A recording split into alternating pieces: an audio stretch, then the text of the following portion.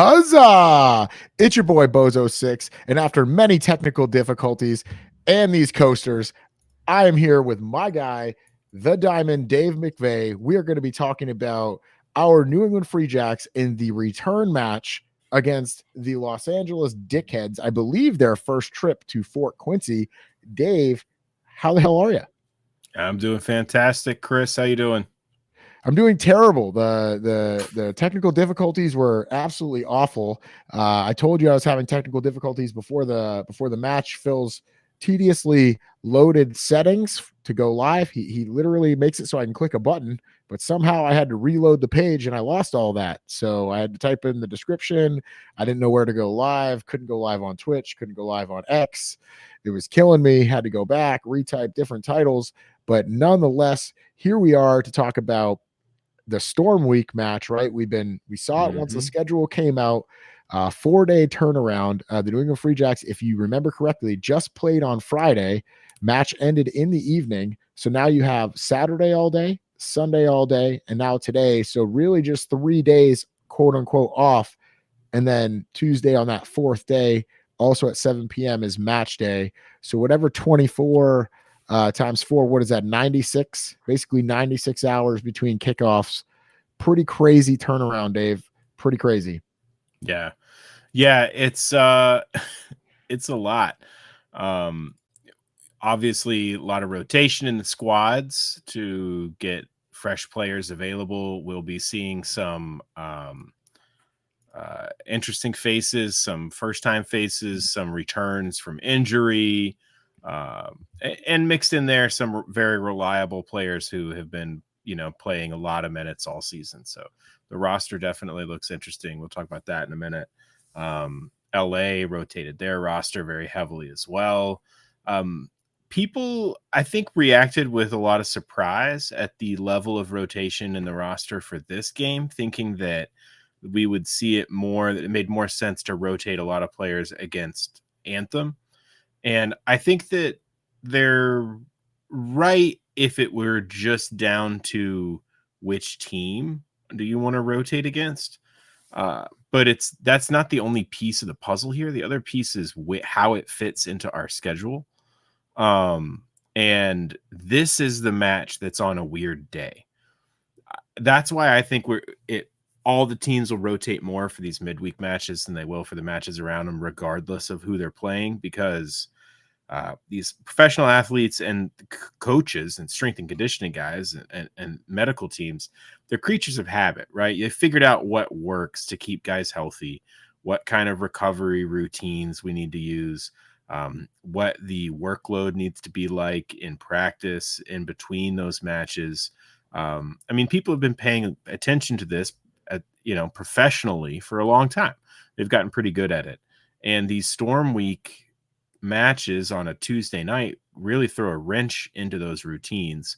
And for that reason, I think it makes a lot of sense for those squads to be pretty different. And for this match to be the one where more players are rotated out, it will therefore have less of an impact on the preparation for the match before and after it, and let those be as normal as possible. So I think that's kind of the explanation for why we see so much rotation in this match. We're seeing a lot of players who, we haven't seen before, including some new signings. Dan Holland's head. So it's going to be interesting. I don't know. What do you think about the heavy rotation for this match? Well, before we get into what I think, I'm so messed up I didn't do the ad read. And in true Bozo, no, I'm not going to cut you off, Dave. I'm going to let you go. You're the Diamond. You're on the train was on the tracks. Dave was mid-thought, damn it. And I didn't even realize it till you were like 3 sentences in. So I couldn't have you abandon the point there. I just couldn't do it. But in true Bozo fashion, we will drive on and I will read the ad read. This episode of the Jacks Rangers Show is brought to you by the Rowdy Rangers Club on Patreon. The Rowdy Rangers Club offers all access to TJRS content, including this episode. Club members get the YouTube video and memes before they're released to the general public. Additionally, club members get Patreon exclusives such as first priority interview questions to ask guests and MLR rumors from time to time as well. Head on over to patreon.com/jacksrangers to join today. I actually think that Patreon members don't get first access to this episode, seeing as I just went. You're lying to them. To the any yeah, I don't have access to any of those channels. So let's roll it back. What do I think of the heavy rotation? I was with the majority of other people. I think you make excellent points. I really thought we would have rotated against Anthem, but who knows? I mean, right? This decision, it only needs to be made when it's made. And perhaps, coach, perhaps there's a gentlemanly agreement. It is a gentleman's sport between the clubs that said, hey, we're going to rotate our guys for our match against you at Fort Quincy. So you're going to rotate your squad too. I don't know. That sounds a little bit too, tournament club like. That seems a little bit old boys club, like a little too gentlemanly. Yeah, a little too gentlemanly. I really did anticipate, but maybe because Anthem's been playing so well and the Free Jacks, I mean, listen, they can't be Anthem's first. We talked about that, right? But they can't be Anthem. So I think that's why they're like, hey, if we're going to lose, let's just lose to the Dickheads. It's not that bad. Even though I think we're undefeated all time against the Dickheads as well. We beat them in LA last year, beat them in LA this year. So we're 2-0 against the Dickheads. This will be our third ever match against them. The last LA team we lost to being the Weenies, but not the same, which is kind of funny too, because I think it's been a long time since we lost to Atlanta too, which became the Dickheads. So, we've got quite the streak going against that ownership group. I think the rotation's cool.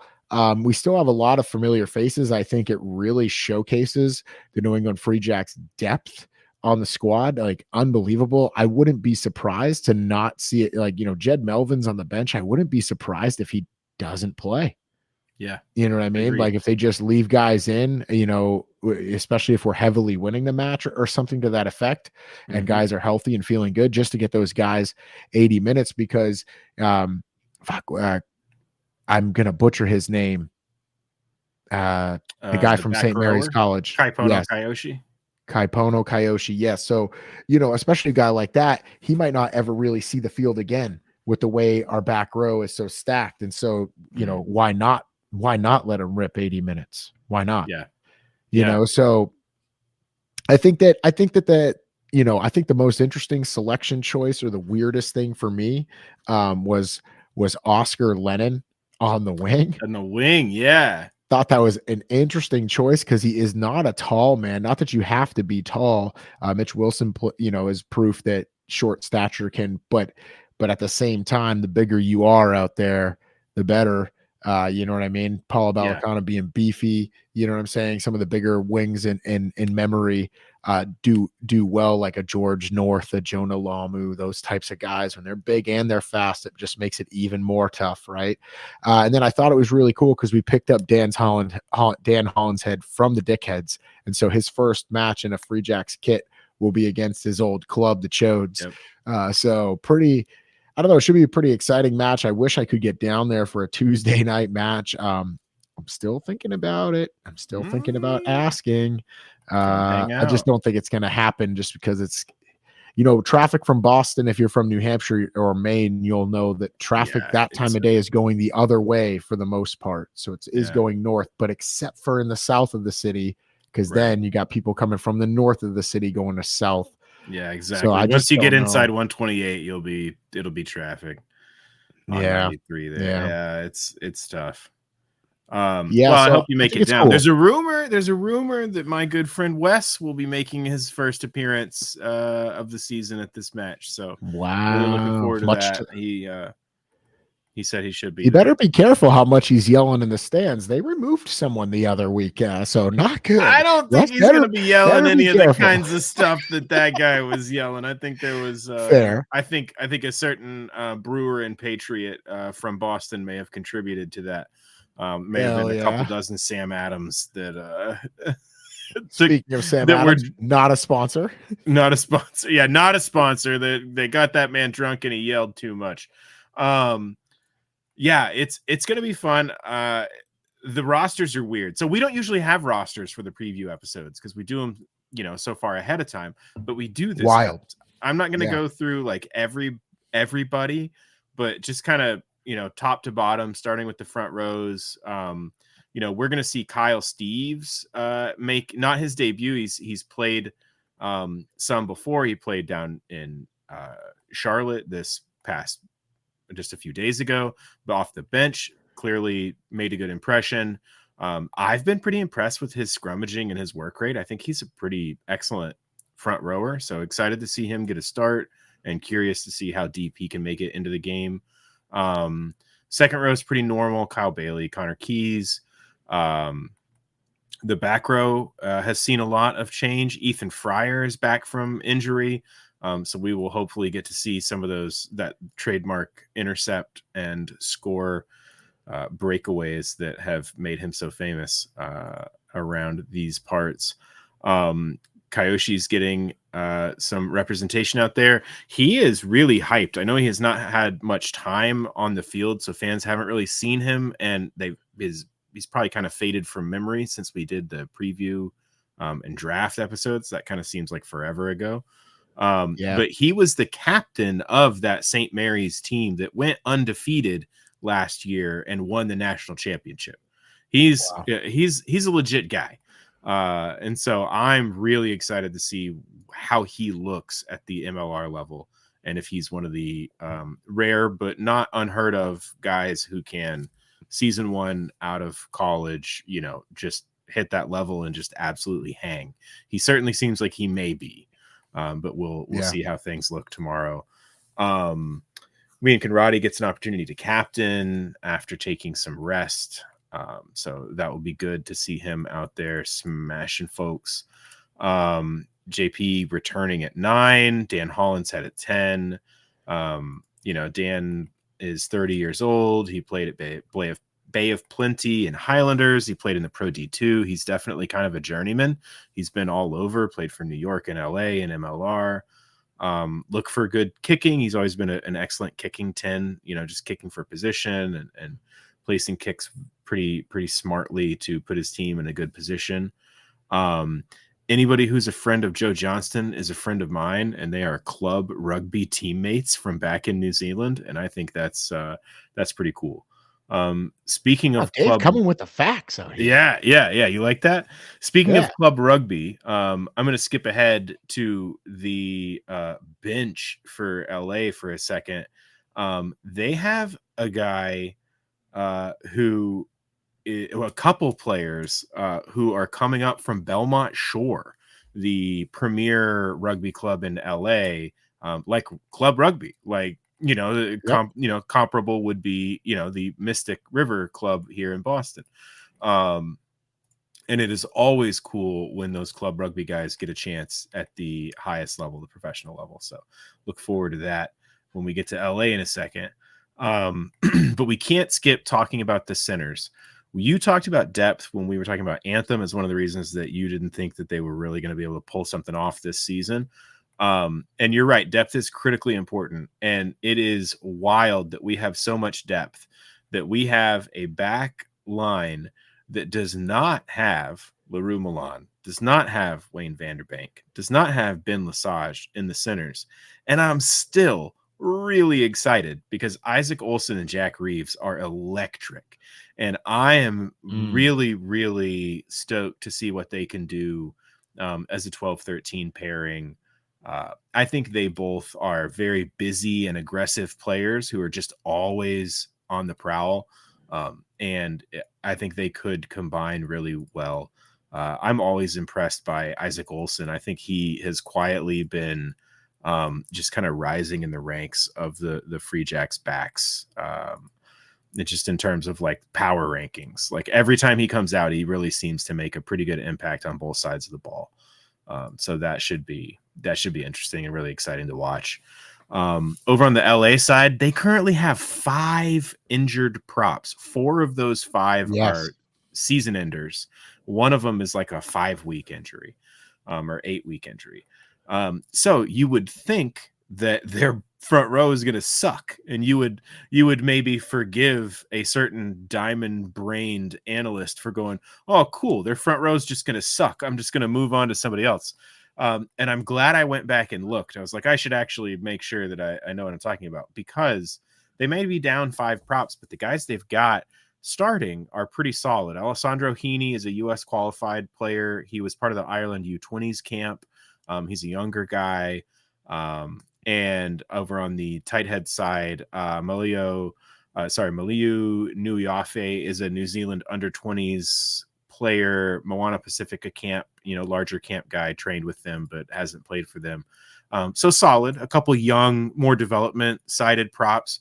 On the bench, they do have Franco Vandenberg, who's like an MLR stalwart. He's one of those guys you'll recognize. You're like, oh yeah, that guy. He played, I think, for Houston for a while.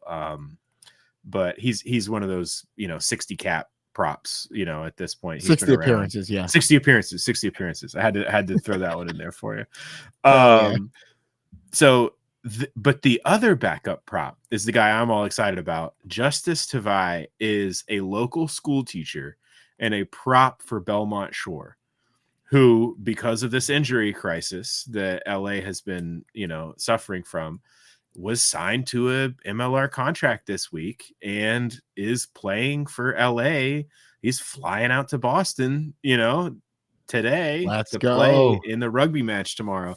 I think that is cool as hell. I'm going to try to find this guy after the match, whatever the outcome is, and shake his hand, just be like, what's up, man?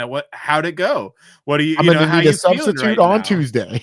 Yeah, exactly. You going back to work tomorrow? Like, that's, oh man, it's crazy. It's exciting. I think that stuff, those like liminal spaces where club rugby and professional rugby meet and overlap, I actually think that's one of the coolest things about rugby, is that there is that kind of more casual movement of players back and forth. It happens in other sports like baseball, but it's so systematized, and like it's all part of like a giant scheme owned by the clubs, right? And rugby's just different. It's just, I'm sure this guy's been in the training squad. It's not like they just rolled up to the local rugby pitch and were like, hey, who's your best prop? We need him. Like, maybe though. Maybe you'd love to think it. But I still think it's cool that somebody who presumably has been in the practice squad with them, but was never going to be, a match day guy, is now flying out here with the team, living his, dream of being a professional athlete. That's super cool. Unbelievable. A school teacher is going to be playing pro rugby. Let's go. Yeah, I want the postscript to this story, no matter what. I want like a video, and it's like, here he is back in math class at 8 a.m. on Wednesday. Takes the red eye. Mike Petrie is a school teacher. Well, he was playing for the Eagles. He was out. I think he taught like high school math, I want to say. He was a school teacher. Yeah, it's fun. I love the idea of those guys just absolutely wailing on each other on the weekend, and then you show up to work to teach somebody how to tie their shoes with a black eye. It's always exciting. Hell yeah! Former Free Jack Javon Camp is going to be out there, right? Yeah. Or no, Micaiah Winter. Micaiah Winter. Yeah. I made the same. I made the same mistake because Javon was on the Anthem team, so it's like we're seeing both of them week to week. Yeah, so former Free Jack. Other guys on the LA roster who are big time. Tim Anstie is the flanker for LA, who I think he burned us on a try in the last time we played him. He's the Australian Sevens guy who's like, you were talking about Paula Balcana being a nightmare to tackle out on the wing. Yeah, I think this guy is the real. There is no winning play. He's a flanker who played sevens. He's big, he's fast, he's smart. Trying to tackle him is like playing rock paper scissors, where he gets to peek. It's like he's just gonna react and beat you no matter what you do. He's a tough. He's the computer hand version, which can read your hand as it starts opening, so it knows what to throw. Yeah. Yep. Exactly. Bertrano, the Argentina scrum half, is going to be on the bench. Yeah, absolute stud. So he'll be on the bench. He got a lot of flack from the ref last week. He was voicing his opinions, and the ref was just like essentially told him to shut up. It was pretty fun. So in his place, we will see Tasman Smith starting at 9. He was born in New York, but played growing up in Australia. He's on the USA U20 squad. He's definitely one to watch with this mixed up roster. So they're doing a little bit of rotation in their 9 and 10. Christian Leolifano is not going to be in the roster at all. He's legendary player down in the Southern Hemisphere, New Zealand, Fiji. And in his place, we are going to see Sean Nolan, who was born in Ireland but raised mostly in California. I think maybe like a Mitch Wilson kind of story where like spent early childhood there. I found articles about him from his like high school football days where he was a star high school football player. So definitely grew up largely in the U.S., but also was going back to Ireland and participating in camps. He was part of the USA U20 system. And he's another Belmont Shore guy. So he has been playing with Belmont Shore while training with LA, and he's getting an opportunity. So a little bit of a vulnerability in that 9-10 channel, maybe with some heavy rotation for LA and, a club rugby player starting at 10 against a very much MLR and experienced international, not at the international level, but in terms of like playing in Japan and France and New Zealand and America in Dan Holland's head. So that's a pretty interesting head-to-head matchup there for the 10s. I know if I'm no backs coach, but if I was coaching Dan Holland's head against, a guy who's playing up at this level in the fly half position, I'd be encouraging Dan to try to hit him as hard as he could, as often as he could. The pace of the game is probably going to be difficult to handle. I don't think it's Nolan's like absolute debut. It's not like he's never been in an MLR match before, but definitely stepping into the big show to be starting, I think, an away game against the reigning champions. Yeah, for sure. Reese McDonald on the bench for LA. I would not be surprised to see him come on pretty early, especially if things are a little bit shaky with some of those backline players that LA has rotated in. He's going to be up for it. I can tell you that there will be a collective butt clinch in Veterans Memorial Stadium when Reese McDonald takes the field, I think. We know what he can do. We've seen him do it for us so many times that it's going to be interesting. I got to say, I do hope he gets some good minutes. I want to see him play. It's just too interesting not to. I don't know. That'd be definitely my preferred outcome, is that Reese McDonald gets plenty of time, even though there is a chance that would burn us, given the propensity he has for just absolute bullshit on the rugby field. Yeah, for sure. Especially at the MLR level, man. He pulls a rabbit out of the hat from anywhere. It's crazy. Yeah. And then my last guy on the LA roster, I took a note on, Matt Heaton. Guy's a meat stick. Yep. 38 caps for Canada. He's filling that back row bench slot for them, and I would expect Heaton to come on. He's one of those guys that I think he'd come kind of like Kyle Bailey, right? Where he just kind of always seems angry and is always just physical. And one of those, some people sub onto the rugby field and you don't really notice them. I think Heaton's the kind of guy you're going to notice when he comes on. He's going to make sure you notice him. So that'll be a big. Well, and he knows the Free Jacks very well. Yeah. You know what I mean? The former deranged cousin from Rugby Atlanta days, transferred with the club, and basically became a dickhead that way. And then I'm sure he's liked LA, and he's been with them ever since then. So he knows the Free Jacks well, and it's been quite a while since he's beaten the Free Jacks with that run. I think they went like 0-4 against the Free Jacks in their last 2 seasons. Yeah. And they've lost last year and this year. So he's kind of like, I think he's 0-6 in his free, he's definitely going to want that win. Excellent lineup coverage. I've got really nothing to add. Just excited. I'm going to be watching from home. I don't have to do a watch along because it's technically not an away match. So I'll just be watching comfortably from my home. Probably going to join the game a little after the 20th minute because I got to do the bedtime routine. But for those of you attending the match, let's check out the festival article. I got it pulled up here. It's the Light the Way, a historic night under the lights, the Light the Way Festival. For the first time ever, the Free Jacks are taking center stage under the floodlights for a thrilling night of rugby, music, food, and fun. The Light the Way Festival is set to illuminate Veterans Memorial Stadium, aka Fort Quincy, with festival vibes, high energy entertainment, and a primetime showdown you won't want to miss. Whether you're here for rugby, the live music, or just the perfect excuse to party, this is your chance to be part of Free Jack's history, which unfortunately I might try, but I'll ask, but it's not going to happen.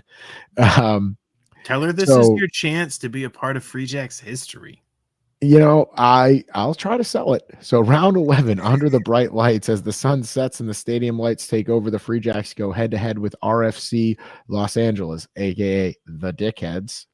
In a coast-to-coast clash, LA brings West Coast flair and fast-paced rugby, but the Free Jacks are ready to defend their turf under the New England night sky. Expect hard-hitting tackles, dazzling plays, and an electric atmosphere as the Free Jacks look to make a statement under the lights. There will be a lighted up beer and seltzer fest, so Rugby Under the Light deserves the perfect beer in hand. The lighted up beer and seltzer fest brings together top-tier craft breweries and seltzer favorites for a night of ice-cold refreshment. Whether you're into hoppy IPAs, crisp lagers, or fruit-infused seltzers, you'll find something to raise a toast to. And then our guy making the website with the tricorn and the pit vipers and a mustache to die for, Uncle Phil, with the VIP wristband, just absolutely selling it. Perfectly placed. It's almost like it was staged, but we know that it was not. I wonder who he's actually talking to. I think this might be, I want to say, gonna just throw this out there. I think that photo might be from 2023, because if you notice, under Uncle Philly's left armpit is a box. So that was the day that I had an extra beer festival ticket. I forget how I got it, but I had it, and they were giving away those Arctic 16-ounce can cooler things, like, right? And I was like, yo, Phil, let's go in and go to the beer fest. You'll get an Arctic like can cooler thing out of it. And he's like, done. And so, Uncle Phil and his antisocial self, we spent like 5 minutes at this thing. He might actually be talking to me. That might be my hand. I'm not sure. It doesn't look like it. So I don't know. Incredible stuff. But Phil on the match day program there. And so let's work. Yeah, and I just did it live. I just noticed. I'm like, Phil doesn't go to beer festivals, dude. What the heck? So anyway, he only went to one, and I was there with him. So anyway, the merch and the costumes. So this is not your average rugby night. It's time to glow. Think neon colors, LED accessories, glow sticks, and anything that shines under the stadium lights. Whether you go full festival mode or just add a little extra sparkle, we're lighting the way in true Free Jacks style. So grab your neon, your crew, and your Free Jacks pride, and let's make history for the first ever Light the Way festival. So Dave, what are your thoughts on the festival? I like it. My family and I were at the Paul Revere 250th anniversary festivities on Friday night in Charlestown. We watched him arrive in his little rowboat from mainland Boston. We screamed and cheered as he marched past the USS Constitution and the Charlestown Navy Yard on his way to retrieve a horse from a conspirator. It was great, right? And in that spirit, I think they've picked a great theme for this match. Friday Night Lights, Light the Way, celebrating 250 years of Paul Revere's ride, the Battle of Lexington and Concord. I think it's cool. I think it could have been a little more explicit about that direct connection in the 250 years, but I understand they probably are trying not to steal the thunder from the Quincy celebration, which is its own theme. So I get not trying to confuse the fan base with two different, 250 celebration. Anyway, you know what I'm talking about. I think the theme's cool. I think we're going to show up in glow sticks and neon and all sorts of stuff. There's also a fundraiser. You can donate, I believe, to pediatric brain cancer research, and get a lantern. And at halftime, there's going to be a lantern lighting festival. or moment. I don't know. I don't know exactly what it'll be like, but a lantern lighting thing where I think we will all, I'm sure there will be some words spoken and we will all like raise the lanterns in the stands. I think that'll probably be a great moment. Who doesn't, who can't get behind the cause of fighting pediatric brain cancer, for crying out loud? So It's awesome, man. So I love how the Free Jacks just get stuck into all of these causes, and they've got a great group of players. It seems to be almost always our guys, big fans of the show, Andrew Quattro and Ben Lesage, that get behind. I know there's other players, maybe they don't want to be as public facing about it, but those two are definitely always out front leading the way. If you haven't checked it out, check out the video on the Free Jacks socials from them. I think it's on Instagram Threads. It's a video on Facebook feed for your checking out. That's going to be incredible. Honestly, I wish I was there at the match just to check out something like that. I feel like they're going to try to do something cool and make it a really cool moment, which always just gets people behind it, which is where we need to be. So sounds awesome. Can't wait to see it. I hope they show it on the broadcast in some form. Yeah, hopefully so. Hopefully so. Get some more support behind the cause. This is a little bit of a non sequitur, but we'd be remiss if we didn't mention our boy Wheelsy ran the Boston Yes, I was going to bring it up if you didn't. Okay, yes. good. Yeah, I was on it. I was on it. Good. Yeah, he didn't die or anything. Jeez. Like, it was small little legs. Yeah. I just ran the whole way. I don't even know how somebody does that, but he did it apparently. Yes, he did. Yes, he did. We still don't have an official time from our guy Thomas Grant. I'm a huge on the stats. Huge on the stats. Let's get a time in there so we can calculate that pace. And but yeah, incredible effort running for the Boys and Girls Club of Dorchester. Wheelsy has done incredible work with them with a rugby inclusion program. Is that what it's called? Yeah, that is definitely, he's had a big hand in that, their inclusive rugby program. And I think running lots of other clinics and things as well. They do great work, man. The Boys and Girls Club of Dorchester is a fantastic organization. Yeah, and so Wheelsy chugged it out all 26.2 today. I'm sure at blazing speed. I'm sure he's finally able to break the diet. I'm sure he's happy that he doesn't have to wake up and run early in the morning. And we know he's a huge, listen, that guy is probably a Free Jacks legend in his own right now, as on the management side. He does it all. He's color commenting. I think he did his first match in the booth last weekend, running the marathon. He does all this stuff. He's driving all over New England, doing clinics, camps, or whatever. By the way, he was still a student, I think, until like last year or this year, like still in school, grad, you know what I mean? Like grad school or undergrad. Like he was all over the place doing so much stuff. The work on by the guy, incredible. Organized the entire Golden Oldies tournament. Like he was the tournament organizer. He was the point of contact. He was the guy. Ran a great tournament, which ended up having some wrenches thrown in it. I don't want to go too far into it, but basically a bunch of teams were like, hey, we're not going to play for 4th and 5th and 5th and 6th or whatever it is. Like, so that moved up a bunch of matches. He rolled with the punches and the tournament still went on. So we could go on and on about this guy's accolades. He's up on the wall in the granite bunker right here. He made the wall. I put him as the legend because I didn't know his official title at the time. But man, dude, 26.2. You know, it doesn't seem like much. It really doesn't when you talk about it, but then go out there and start running. Go out there and start running, and I bet you it'll hurt. Like plenty to me. We had one of my good friends in high school was in the cross country club, and he was one of those unlikely runners, you know, like just didn't really seem like a guy who was like, no, I like to run for a long time. But he was hilarious, and he successfully got the cross country club to adopt the slogan on their t-shirts that they'd wear every time they had a meet: run for fun. What the hell kind of fun is that? Nice. And that has always been my philosophy on running any distance. What the hell kind of fun is that? At least give me a ball to throw around or somebody to run into. Because when you run into somebody, you get to stop running for a little while. Most people don't know that, but that's the main benefit of tackling or being tackled, is it's a break from running. Unbelievable. Wheelsy, congrats, brother. 26.2 the hard way, my friend. 26.2 the hard way. You had plenty of the support, and we're definitely supporting you. I know Dave will probably see you on Tuesday night. Unfortunately, I will likely not. The chances are 95.5 that I'm not going to be there. There's still a chance, but probably not. Dave, do we have anything else to go over? I don't think we do. Oh, scores, key to the game. Yeah, just Oh, key to the goodness, game and we're scores. missing two of the biggest segments of the preview. That's all. No big deal. I'm just all over the place. They just wrap So it let's all go. up. They wrap it all up. Yeah. Well, so let's go with our what goes first. I think it is key to the Key to the game. game. Yep. Yeah.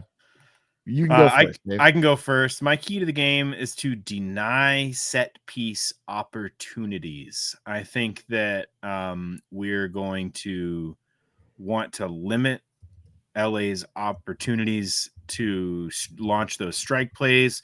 Yeah, they're going to have some rotation in their roster. Everybody is, but we know that at their core, their identity is as a ball in hand, fast-paced attacking team.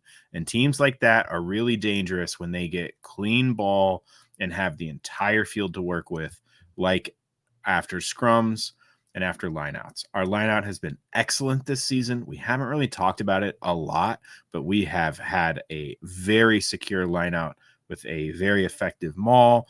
That's positive. We've seen how important that is for us. We want to also bring the disruptive lineout game that we can and have brought many times this season to make sure that LA is not getting particularly good, clean lineout ball, but scrums as well. Yeah, that's a great key to the game. And you're definitely right about the lineout. We haven't been talking about it, so obviously it's been going well. Plagued us all last season, if anybody forgot. And that is genuinely it's honestly, it's a little bit like your offensive line in football, right? Like when it's doing its job, nobody is going to mention it at all. They're just going to talk about the quarterback, right? Man, quarterback's having a hell of a season. Well, there's also 5 people in front of him making sure that he's got the opportunities he needs to do what he wants. And the line out really is the same way, right? When it's working well, you almost don't even notice. You talk about all the other flashy, exciting stuff that happens right after it. Maybe the malls, people usually notice, the mall is pretty good. We're punching those chimes in. But when it doesn't work, everybody notices. You notice the ball bouncing on the ground. You notice the quarterback getting sacked, right? Those are the obvious things. So, when we're not talking about it, it probably means it's good. And this season, the lineout has been really excellent. Well, Dave, I learned a lot. My key to the game has changed because I learned a lot in your in-depth analysis of the rosters. I did not realize how many club level players that LA was bringing. When I looked at our squad, I was worried because I thought there were some guys, obviously out of position with like Oscar Lennon and Jack Reeves and Isaac Olsen being wingers playing center. It changes things. So I was like a little bit worried about that, and then worried about new guys coming in, and not getting a look at them. So I was worried about all that. I'm no longer worried about that. I think we're going to be good. So my key to the game is going to be keep the penalties in the single digits. Nice. Like that's it. I think keep penalties in the single digits, and this team will be fine. Excuse me while I type that so I don't forget what I said. I got to pass these on to Phil for graphics. I almost forgot about all that stuff. I'm a terrible host. I'm used to being just you. I'm so jealous. I when I get on the other side of this, it's nice to not have to do anything but talk. Yeah, the work is I'm not for this world, man. They're like, Bozo, why don't you start your own podcast, man? Your voice is silky, your insights are awesome, you're highly entertaining. Because I don't want to do the work. I can't do the work. It's not that I even don't want to, I just can't. So yeah. Anyway, so we got our keys to the game. Dave, your score prediction. My score prediction, I think that both of these attacking oriented teams, which are rotating a fair number of players, especially, both will have kind of new 10s. I think they're still going to score a lot. I think there's going to be a lot of turnovers. I think it's going to be a little bit shaky from both teams, as you would kind of expect it to be. And defense is harder than offense. Attack, shouldn't say offense. The rugby purists will come for me. Defense is harder than attack in rugby. So I think that on the defensive side, both teams are going to be a little bit challenged to get their systems working right with these, new arrangements of personnel. And so I predicted kind of a high score of 46 to the Free Jacks, 34 to LA. Wow, 46-34. I think we're going to be That is scoring a all night scoreline. under the lights, just running them in. Both Wow. sides. I think we'll win, but I think both teams are going to give up a fair number of tries. Yeah, I don't disagree there. So I'm going with a similar score line, but not quite as many points. I'm going LA Dickheads 24, Tufo, and then I'm going New England Free Jacks 37, Tree 7. So that's my score prediction. We both picking the Free Jacks to win, and I'm actually picking them. I picked them in Ranger Picks, run by John Minority Payne. I've picked them to win there. Sometimes I secretly will publicly pick the Free Jacks, but privately in my picks, because I'm trying to win, pick against them. I am notorious for this, but I don't care who I admit it to. I don't care. I'm here. I'm in the comments. Come for me. Come for me and see what happens. It's not going to be good for you, at least in the comments. In person, I will run away because I'm not about that life. But anyway, I just have to note, now that we've both made our score predictions, I'm already second guessing myself. And like the Free Jacks defense has been so good that, but it's a different lineup, Dave. It's a different lineup. But they've only given up 24 points in the last 7 halves combined. So yeah. I don't know. We'll see. These guys, I guess what I'm really saying is I don't think I'm wrong. I just am saying we respect you, Free Jacks defense. We respect you. Watch, it's going to be like 10-6, and they're going to be like, who are those guys? Get them out of there. Yep. Nothing. Yeah. Bozos. Error-riddled match. Yeah. Error. That's the other way it could go, right? And so there's so many errors, so many turnovers that the score actually ends up being low. And it's punch, counter punch all day. So yeah, stop, start, and just nobody ever gets any real momentum, and it's just kind of some ugly. Oh, it's possible. We'll see. Well, Diamond Dave, we have been rocking on and on. I think we did not a well. You always do a great job. You did your thing. I was a little bit shaky. I'm gonna give myself a C. A solid C. You did fine, Chris. You did all fine. Right. You're good. I brought the entertainment, the technical aspect will have to improve. But Phil, that's what happens when you give the keys to the bozo, baby. That's what happens when you put me in charge. So maybe not next time. Maybe pick Dan from Merrimack or something. I don't know. But could you imagine me and Dan just shooting the breeze about the rugby? How much rugby would we end up talking about? Would we ever get to the point? I don't know. Might work in a little bit too much wrestling. That's fair. I would just let him tell me about it would be the problem. I'd be like, okay, wait, so go back. Why was the Undertaker mad at Kane? Like it would be a little bit too fun. All right. Well, on that note, let me double check my notes. Yes, we have hit everything. I'm not going to end it without doing key to the game and score prediction. My goodness. That's it. You all know what we got. We got one word to get us out of here in 3, 2, 1. Huzzah!